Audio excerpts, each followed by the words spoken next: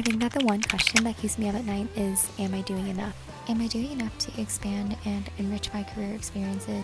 Learning to love and appreciate myself and heal from many past traumas while treating others in a considerate and conscientious way. I feel like people always tell us in your 20s that you have to be constantly exploring and trying different job opportunities and options, and to be constantly improving and on the grind, while also traveling and letting loose and enjoying life.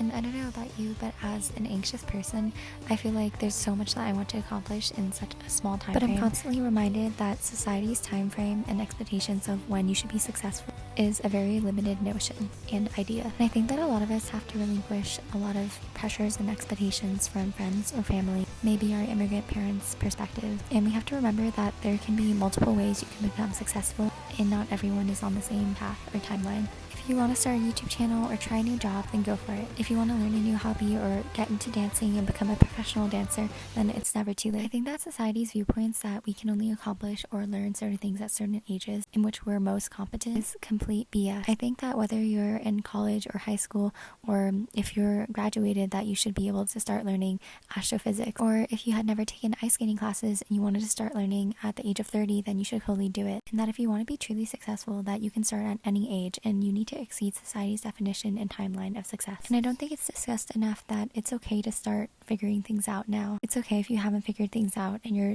20, 30, or 40. There are so many people who have become successful in the field of medicine or tech or business who didn't really find their passions until later on in life. And I think that it's important to live by your own timeline, and to most importantly live for yourself, and to not be so concerned about other people's opinions of you.